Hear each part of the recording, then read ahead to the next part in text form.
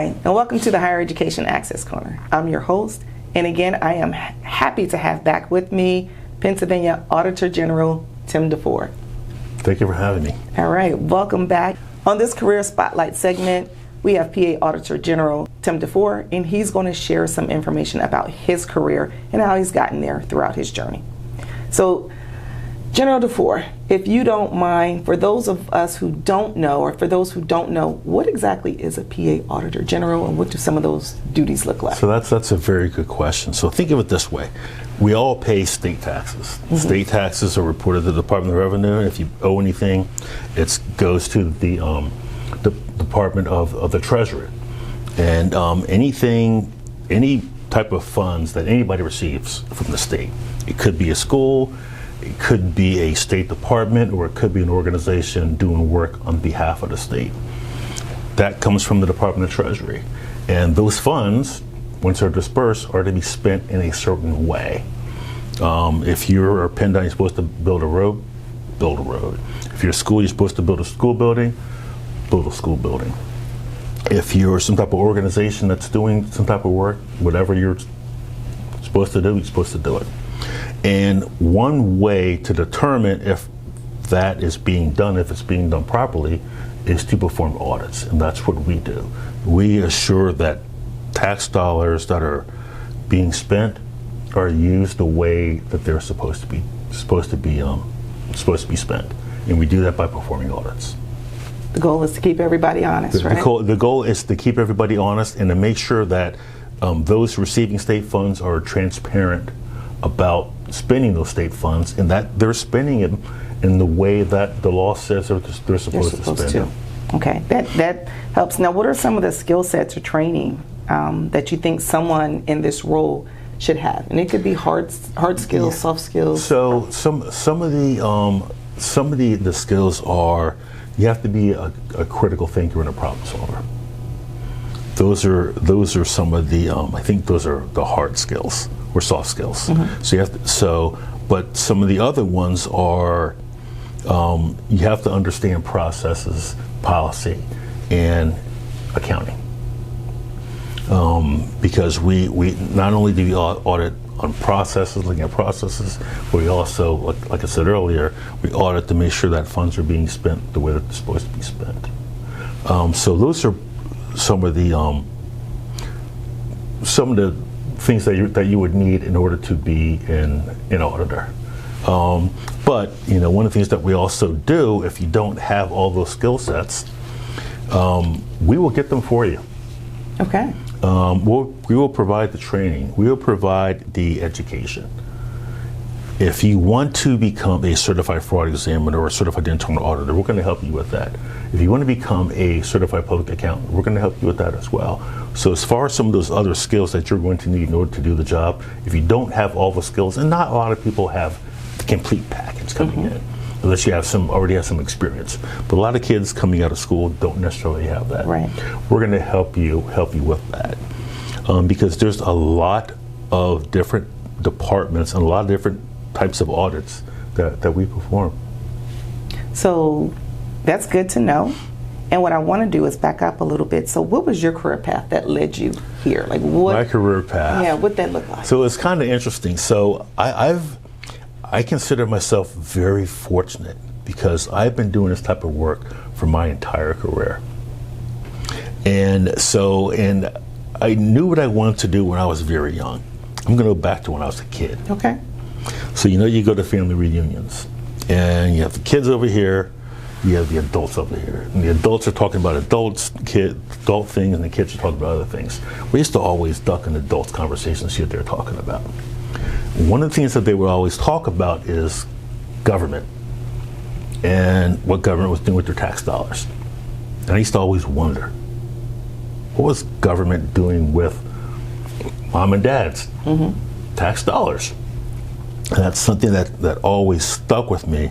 So I knew at a very young age what I wanted to do. And I was to go after people who were basically stealing our tax dollars, and who rightfully, in a lot of cases, didn't.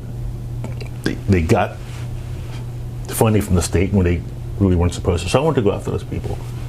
And so at a very young age, I did that. Starting out, let's say my career began when I was with the State Inspector General's office, investigating government fraud, waste, and abuse, and then also the Attorney General's office investigating government healthcare fraud, and then UPMC, and then I also was a certified internal auditor for the federal government, then controller, now Auditor General. So I've been doing the same type of work, the same type of skill sets my entire career. Yeah. Now, this is a question just off the cuff. I just thought of. Feel free to say I can't answer this. Okay, I won't be offended at all. Have you ever been in a position where you're doing something and it's like, eesh, I need to kind of like target a family member, a friend? No. And you've seen it coming, and it's kind of like, do I need to excuse myself or no? Okay. No. One of the things that I've done throughout my entire career, and even as Auditor General, anything that I feel is a conflict, I remove myself from that. Okay. Like there are certain entities that we audit, of course, but because of a personal connection, I'll remove myself from that audit, and I'll find out. And I will find out about that audit once the general public finds out about it. So with regards to what we do, you have to have a certain amount of, number one, integrity. But also independence. So we, in the Department of the Auditor General, we follow federal auditing guidelines. And the one word that is in every page of that 300-page document is independence. So you have to be independent of the work that you're doing. So if there's any type of conflict, I'll remove myself. So that's another thing, I think, for those listeners or those students that we talk to all the time. We're trying to do some career exploration. In addition to what you talked about, one of the biggest things, I want you all to remember what he said, independence and integrity, they go a long way. Absolutely. That's out there. And I think that's how you build trust. And that's how you kind of build your reputation to kind of move up in the ranks to say, hey, you're a trusted source to get the job done. Exactly. And you have to say no. You have to, if there's something, even, depending on some of the audits that we do, there's some people who may come to you and who want to know what's going on with the audit, and as close to them as you may be, you simply have to say, I can't tell you, and you have to remain, because once you lose trust, once your integrity's gone, and once you are no longer independent, then you're pretty much, in my opinion, you're through. Because you've shown that you're not up to the responsibility that the duty calls for. So I can imagine you've had because you have such a long career in this, you have a lot of experience with challenging moments. But saying no, Yeah, and that could be one. But let's talk about some of the rewarding moments for you. I always felt that doing government work, especially this type of government work, to me is rewarding. Because again, one of the things that we're doing, is that we're often referred to as the government's watchdog. I like to say that we're the taxpayer advocate, because we're looking after your tax dollars. And once we produce what I call a quality audit report with meaningful and helpful information, that's my satisfaction right there. Is doing a quality job. Pretty good. I like that. So for us here at VIA, we talk to students all the time about career exploration and what careers they want to get into, and then we give them some tips on the process of how to get along. What would you say to that student who's trying to figure out what it is they want to do and they haven't yet developed a passion for it? Any guidance? With regards to what we do? Not just what you do, to help them themselves as a student kind of figure out what do they want to do. Find your passions. Find their passion. Find your passions. And again, for me, I was lucky because I found my passion very early. But it's okay if you don't know what your passion is. That's fine. But what you do, you kind of explore. You see what's out there, and whatever you're passionate about, go for it. And do the job. Do the job. Do the job well. But find whatever your passion is, and then so simply go for that. And then go for it. And I agree. Find what you're passionate about, And sometimes with students, they'll say, well, I don't even know what I'm passionate about. And my advice to them is, think about things that you enjoy doing. Exactly. Start there. Right. It's like a great starting point. What do you like to do? Exactly. So with me, and I'm going to go back off when I was in college, I didn't necessarily, I had no idea I was going to take this direction. It wasn't until a couple years after, as a young man, I knew what I wanted to do. But in college, I looked at different classes, looked at what other people were doing. I became engaged with my community, and by engaging the community, talking to people, and just understanding what your passions are, it may end up finding you.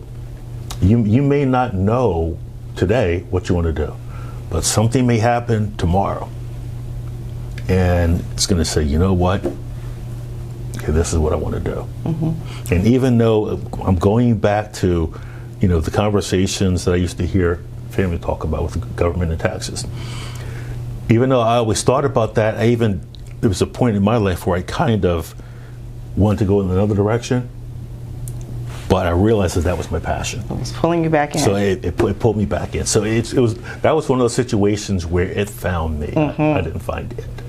What do you think about doing a lot of networking? Because sometimes when we're talking to students or young adults, they've not yet found their career path or something like that. And a lot of times they say, well, you got to network.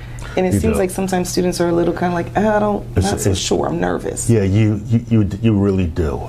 Because, one of the things that by networking, one of the things that you do, gives you an opportunity to talk to people who have been in your situation. And by talking to either your peers, talking to people who are already in certain professions, they will give you good advice with regards to what you want to do. And they may, in some cases, they may even guide you or even provide you with an opportunity to help you figure out what you want to do. But, one of the things I do recommend for anybody who's trying to figure out what they want to do, network. It could be in your community. It could be within your church. Mm-hmm. It could be just volunteering. But to me, networking is extremely important because it could be that one person that you may have met months ago that you've forgotten about, but they haven't forgotten about you. Mm-hmm. And something may come up, and they may say, you know what about that kid that I met, a few months ago? Let's give him a chance to put in that position. You may not, and that kid may not even be thinking about them. Absolutely. But all that comes about by simply networking.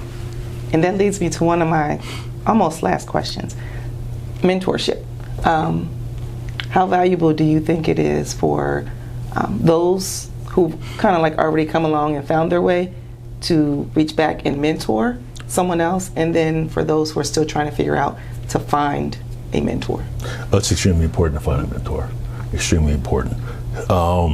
Even if you're somewhere, if there's somebody that's doing something that you want to do or interested in, follow them. Mm-hmm. Just talk to them, and who knows, they may be looking for someone to mentor. Mm-hmm. And for example, one of